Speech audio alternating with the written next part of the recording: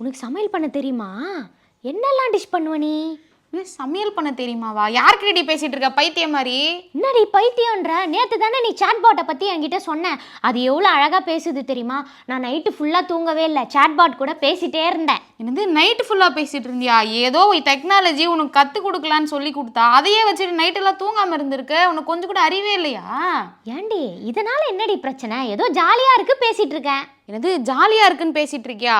இப்படிதான் ஒருத்தவங்க அமெரிக்காவில் கடைசியில் சாட் பாட்டையே கல்யாணம் பண்ணிட்டாங்க தெரியுமா?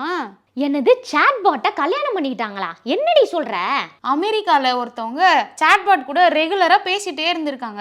இது ரெகுலராக இப்படி பண்ணிகிட்டே இருக்கவும் அந்த சாட் பாட் கூட அவங்க பேசுகிற டைம் வந்து ரொம்ப அதிகமாகி அது மேலே ரொம்ப அதிகமான இன்ட்ரெஸ்ட் வந்து கடைசியில் அதையே கல்யாணம் பண்ணிக்கணும்னு முடிவே பண்ணிட்டாங்க. ஓ, சாட் பாட்டை கல்யாணம் பண்ணிக்கிட்டாங்களா? சரி, அவங்களுக்கு என்ன வயசு? அவங்களுக்கு 58 வயசு ஆகுது தெரியுமா? அவங்களுக்கு 58 வயசு ஆகுதுன்னு சொல்கிற? அவங்க வீட்டில் யாருமே இல்லையா? யாரும் இல்லாமலாம் இல்லடி, அவங்களுக்கு கல்யாணம் ஆயிடுச்சு. ஆனால் அவங்க ஹஸ்பண்டுக்கு உடம்பு சரியில்லாமல் ரொம்ப ஹாஸ்பிட்டலைஸ்டாக இருந்திருக்காரு. அதுக்கப்புறம் காப்பாற்ற முடியாமல் இறந்து போயிருக்காரு. அதனால தான் தனிமையில் இவங்க என்ன பண்ணுறதுனே தெரியாமல் சாட்பாட் கூட பழக ஆரம்பிச்சிருக்காங்க.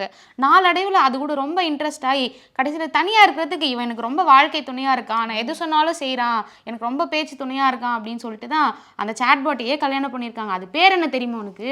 என்னது? அந்த சாட்பாட் பேர் லூகாஸ். லூகாஸா? பேர் நல்லா இருக்குல்ல. ஆக்சுவலாக அந்த ஆன்ட்டி தனியாக இருந்ததுனால தான் இந்த மாதிரி ஒரு முடிவு எடுத்திருக்காங்க போல்.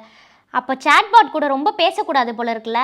இந்தா அப்படி வா வலிக்கு. இப்போ தெரியுதா, எந்த ஒரு டெக்னாலஜியாக இருந்தாலும் ஒரு லிமிட் இருக்குது. நமக்கு எவ்வளோ தேவையோ அவ்வளோ யூஸ் பண்ணிவிட்டு வச்சுட்டு போய் நம்ம வேலையை பார்க்கணும். இப்படி நைட்டெல்லாம் தூங்காமல் உட்காந்துலாம் எந்த விஷயமும் பண்ணவே கூடாது. சரி, ஓகே மாயா, இனிமேல் நான் அப்படி பண்ண மாட்டேன். புரிஞ்சா சரி.